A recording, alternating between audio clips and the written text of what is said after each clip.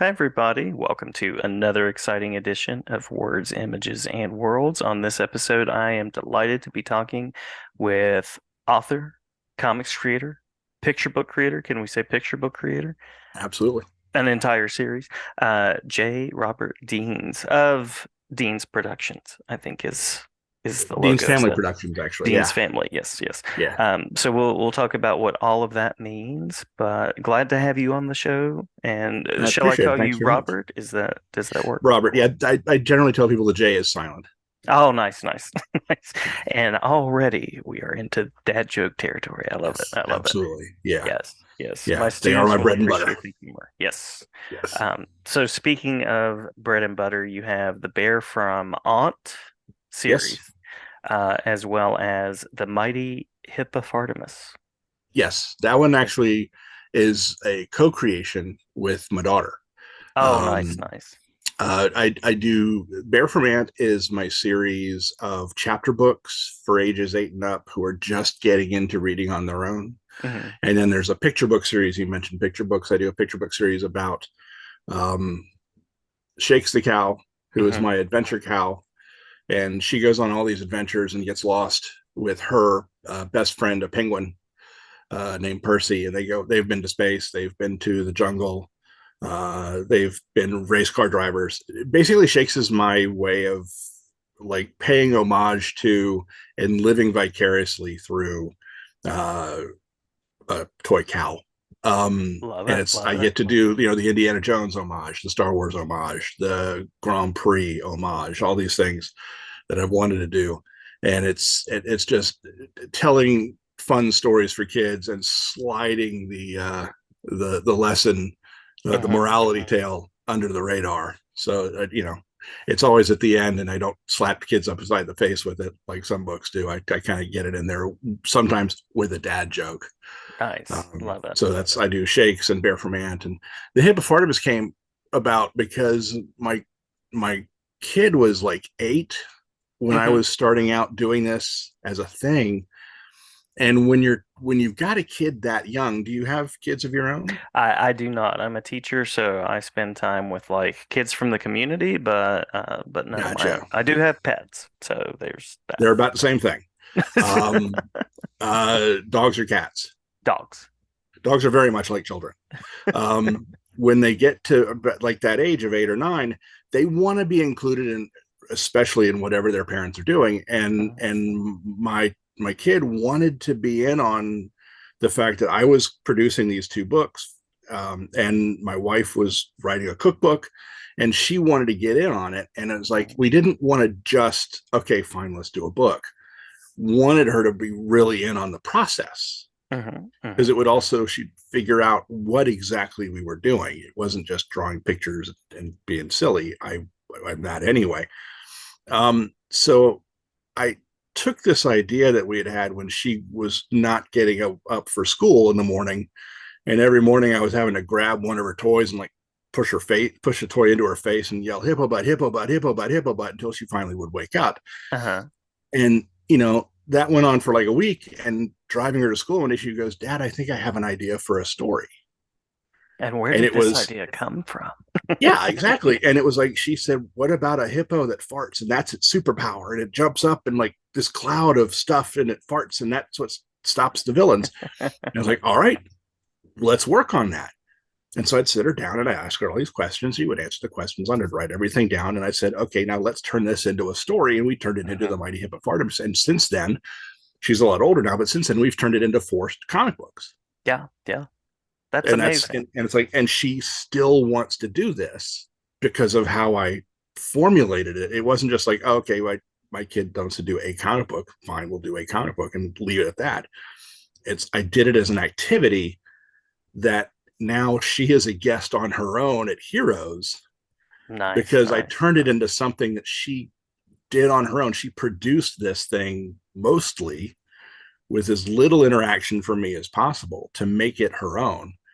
And so now she's drawing and painting and coloring books on her own. She's actually part of the team with me Love it. uh, at Random House, working with John Gallagher, an old friend of mine. He does Max Meow Uh-huh, graphic uh-huh. novels. Random House, and we're part of. He brought her on. She's that because she's better than me as a colorist, and so he brought her on, and she's now part of the team coloring the Max Meow series. That is So amazing. That it's is awesome. you we took advantage of that, and instead of just making it okay, let's placate the kid, it's let's make this a learning moment that's fun.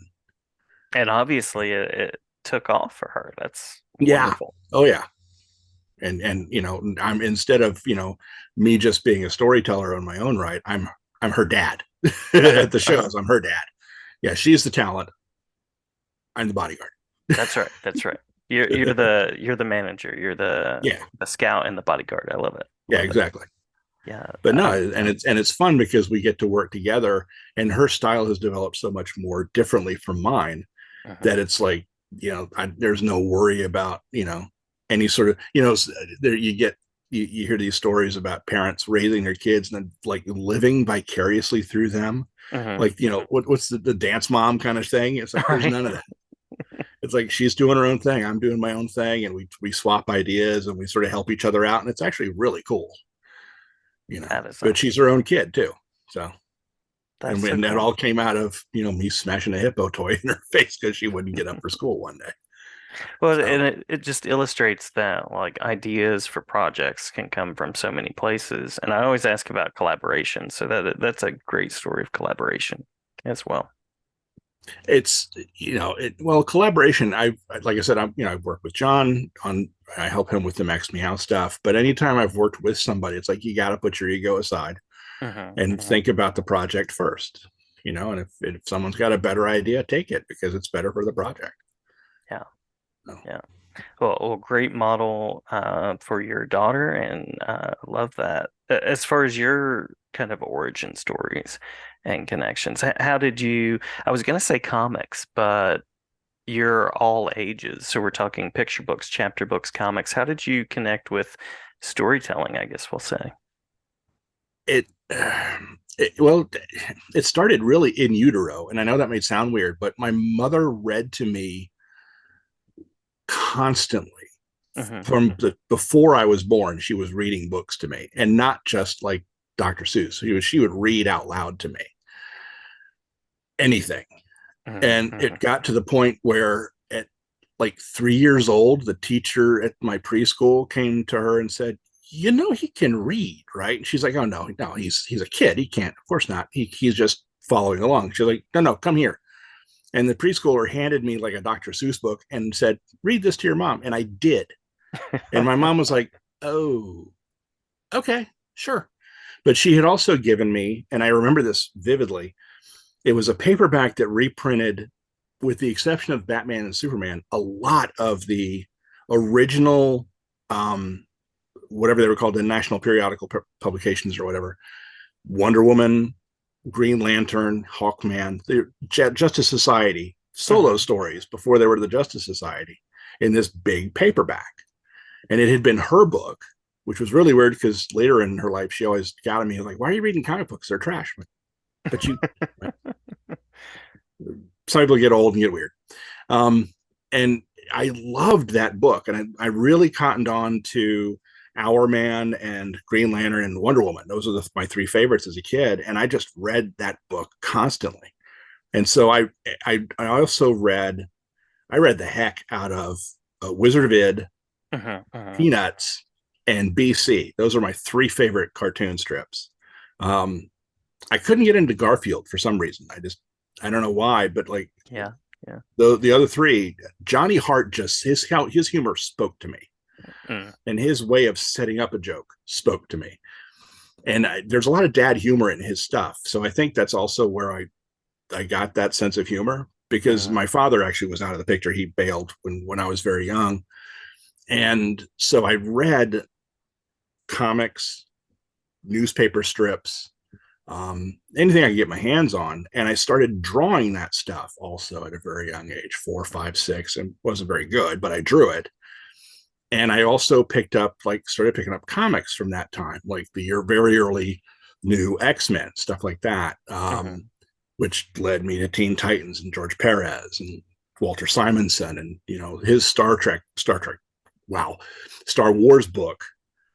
was huge for me because I loved those films so much at an early age that the fact that the stories continued was Hmm. big. And I remember like there was a story and having my parents split up when I was a young boy, and a lot of kids went through that sort of weird trauma and not feeling like they belonged anywhere. And then they read, Star Wars 54, where the rebels are looking for a home planet, and there's this little tiny white, not rabbit, not mouse, telling Leia, "You'll always have a home here." And that speaks to a kid whose parents are going or splitting up and leaving Hmm. you to decide your future. Going, okay, who's you going to stay with, your mom or your dad? Hmm. Hmm. So comics have always spoken to me, throughout my life, and I I I didn't give up on them, but as I grew up, I had no choice but to work. And that's a whole other story. But I worked, did nonprofit work, I did computer work, a lot of that. And then when that stuff kind of dried up, I got a job running a comic book shop. Hmm. So I was Hmm. back in it. And the one thing that I saw that really ticked me off, to be honest, was parents coming in and spending, it was mostly dads, coming in and spending $100 a week on themselves, and their kids would be with them and they wouldn't buy their kid a single comic book, Wow. Yeah. and their Yeah. kids would want a comic book. And I'm not even talking about like the fact that they would want like a Batman comic book or a Spider-Man comic book, and their dads were diehard DC guys and their kids wanted a Marvel book, but it's like their kids would want an Archie comic book Uh-huh. or a My Little Pony or anything, and their dads was like, no, we don't, no, they can't afford that. I'm like, you're spending $100 on yourself. Buy your kid something. They're the Hmm. gateway to the hobby's going to die if you don't buy your kid a book. I Right. mean, I know Yeah. the parents not thinking that, but I'm a retailer. I am thinking about that, Yeah. Yeah. and it's so that was omnipresent in my mind every time these parents would come in, and every so often a parent would come in and only buy stuff for their kids, and that made me feel good. Um, and paying attention to that and trying to maintain a really good kids section Hmm. and seeing how little the main publishers would produce stuff for kids, but the smaller publishers would be pumping stuff out month after month after month. Yeah. Like Jeff Smith, my God, he Bone Yeah. probably reinvigorated the children's market single handedly, and then right with him is Stan Sakai.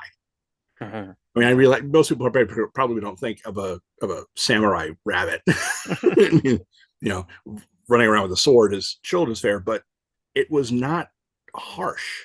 Yeah. Yeah. And I could give that to any 6-year-old and they would eat that stuff up. Hmm. And it's full of, the morality plays that I grew up on in Spider-Man. Absolutely. Yeah. And it's probably better morality plays, quite honestly, because, the artwork is just so gorgeous. Anyway, I'm so biased towards Stan Sakai. That man is just like such a sweetheart. Um, but it's like as I ended up getting laid off because the market is fickle and stores are shutting down. And the next day I was like, what in the heck am I going to do? And like literally in a flash, I don't know, either brilliance, stupidity, or luck, the the idea and most of the text for my very first picture book with Shakes just hit. And it was Love it. Shakes lost in space and how she gets back.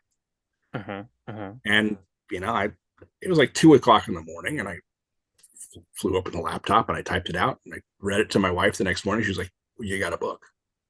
Hmm. You've got to do this." And it's partially in part triggered from the fact that there was so little for kids that I could order.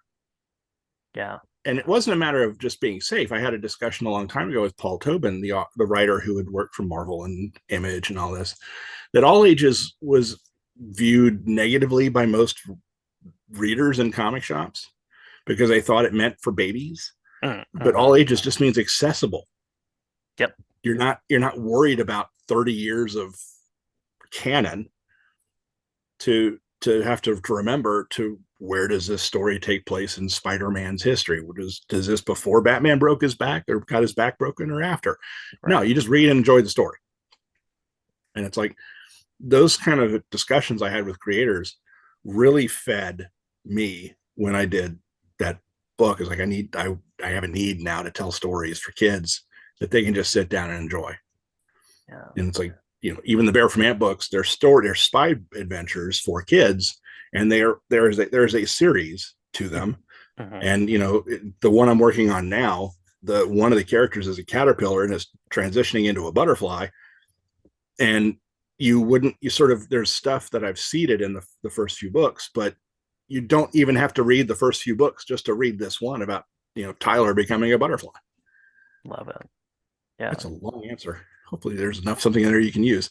Yeah, yeah. I usually ask about the types of stories that you're drawn to. So I'm hearing like you have this really interesting tradition of like morality tales, the all ages thing. I love the way you talk about that, and also anthropomorphic characters. I just wanted to use the word anthropomorphic right there because there's something inherently relatable across age groups about an animal doing something that Yeah, kind of sets it up for adventure as well.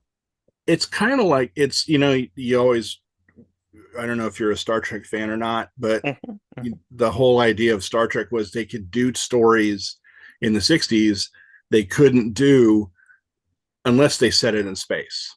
Yeah, And it's yeah. like you can do stories today that you would are a lot easier to tell if you turn a human character into a cow or a penguin or a dog. Yeah, And in fact, for some reason, people reading those stories will have far more empathy for your main character if it's a dog or a farm animal.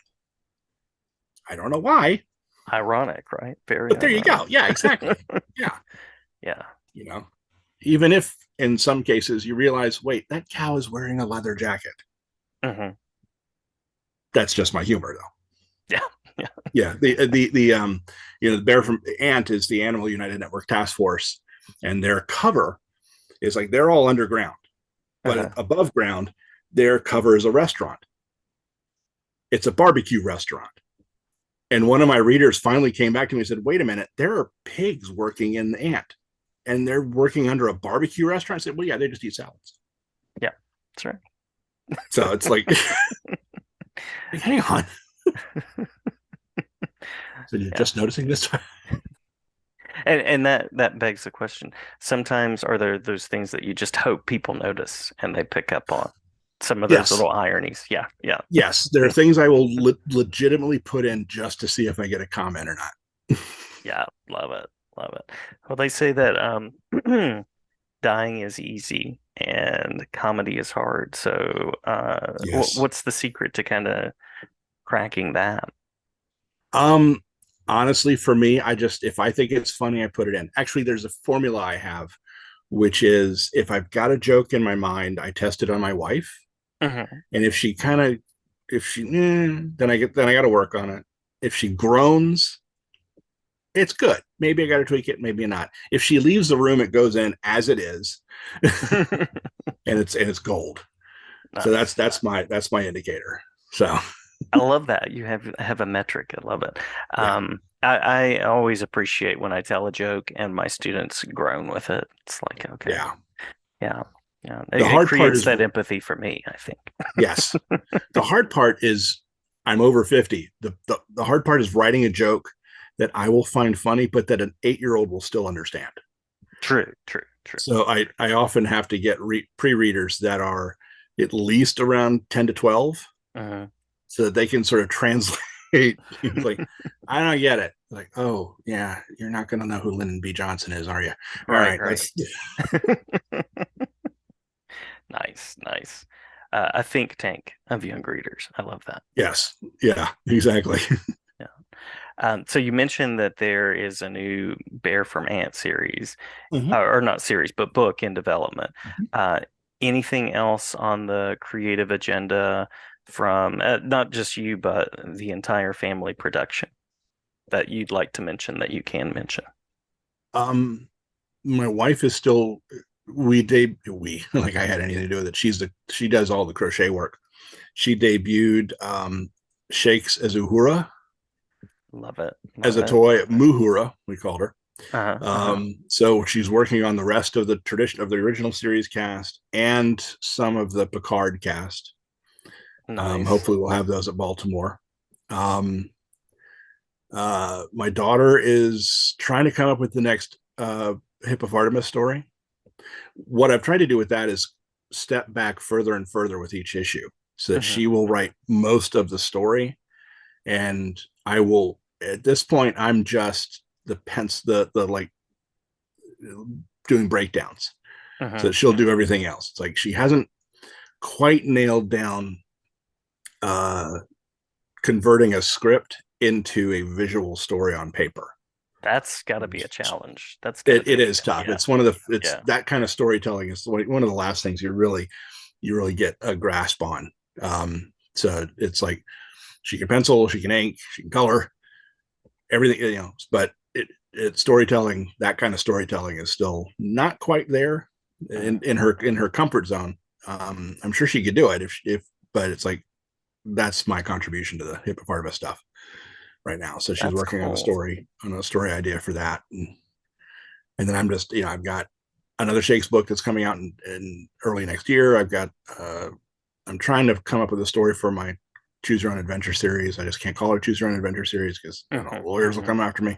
Right. Right. Um, and then, I've got like 3 or 4 other Bear from Man adventures. I keep I keep a moleskin notebook for each book I'm doing, and I've got like Yeah. 13 of those things ready to go. It's See, nuts. now I'm thinking like, is it a find the story? Is it a find your way in the story? I don't know. What I There's actually got to call be them another way. is I call them because they feature Shakes the Cow. They feature all my characters. I call them steer your own story with the steer Perfect. joke. There Yeah. it is. Perfect. So Even better. Even better. again, puns.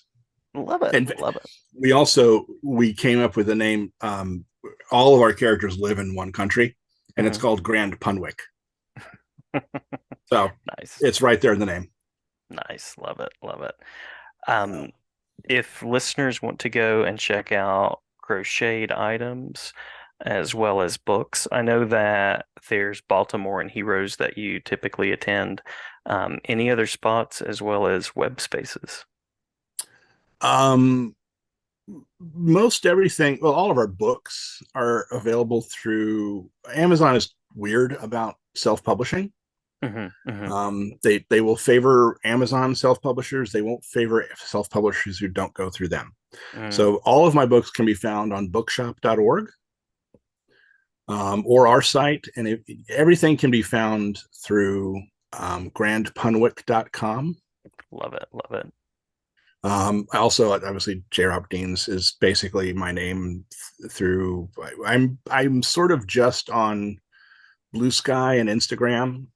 I'm turning my Patreon with all of the other email services now kind of going wonky Hmm. in Hmm. terms of newsletters and stuff. I've turned Patreon now offers free memberships, so you don't actually have to sign on for a monthly fee to be a member of the Patreon anymore, which is really nice. So that means I can turn that just into my sort of bulletin board. And Yeah. then if you decide Yeah. you want to support the person, I guess I would be the person, then you can join. In fact, one of the tiers I have, I tell a whole nother group of short stories on one of the tiers doing my versions of old noir stuff. Nice. So Nice. Patreon is now becoming my bulletin board. And still I don't have to do, Facebook and Instagram and whatever Twitter is these days, other than a dumpster fire and an email thing and so it's Right. just Patreon / J Robert Deans. It's all just J Robert Deans, although the J is silent. Yes. Yes. Absolutely. Well, I'll be sure and include the links in the Much video. appreciated. Yeah. Absolutely. And in the podcast description. Have we missed anything in the creative journey? Anything that you want to make sure to mention before we close out? Um, Not really. I mean, it's um no, I could be obnoxious and say go check out Max Meow too, because that's a good That's right. series. That's Despite the right. fact, even though I'm working on it, it's a good series. It is. It's my It friend's totally series, not is. mine. So I'm still plugging it because I think it's a good series. Not And just, obnoxious at all. if It's great. any parents out there that are paying attention, just, give your kid a book. Yes. Yeah, Just that's the absolutely. most important thing. It's as long as kids are reading, kids are happy, That's right. happier, That's right. and And that's the most comics are important books thing. too. Comic Absolutely. books. Raina is not, always on the NYT list for nothing. That's right. That's You true. know, and if your kid wants to read a graphic novel, let that kid read a graphic novel. Absolutely. 100% agree. Those things are gateways to a broader imagination and a happier life. And trust me, I with the childhood I have, I'm a lot happier because I got to sit there in the corner and read my comic books. Oh yeah, yeah. I heard a great metaphor. My friend David Lowe, he's a literacy professor, and he said they're like gummy vitamins. They're Yeah, sweet, they're like candy, but there's also nutrition in there. There's good stuff. yeah, Yeah, yeah. And I know I learned as much in those comic books I read than I did in school. yeah, Because yeah, the yeah. teacher's not going to hold your attention any greater than a samurai rabbit or a dude in a spider suit. That's true. That's true. Now I'm thinking like, do I need to up my cosplay game in my classroom though? That could be interesting. That could be really interesting. But All depends on whether or not you can climb walls. true, true. I've got a lot of thinking to do on this. You might want to talk to your physics department about that. If they can And work out something to help you there, and get approval if from not, you my can always do admin, stuff with most Legos, and likely. that's always fun. True, true, true. Absolutely. Well, I love the creating. I love the way that the whole family is creating, and wonderful to talk with you. Glad to have you back anytime. Thank you. Robert Deans, and I did pronounce the J there. It was just silent when I said That's all that. right. All right. All right. Thank you Thank so you very much. much for having me. I really do appreciate it. This was fun. And yeah, Yeah. I'd love to come back. Yeah, that would be great. That would be great anytime. And thanks again. All right. You have a good night. You too.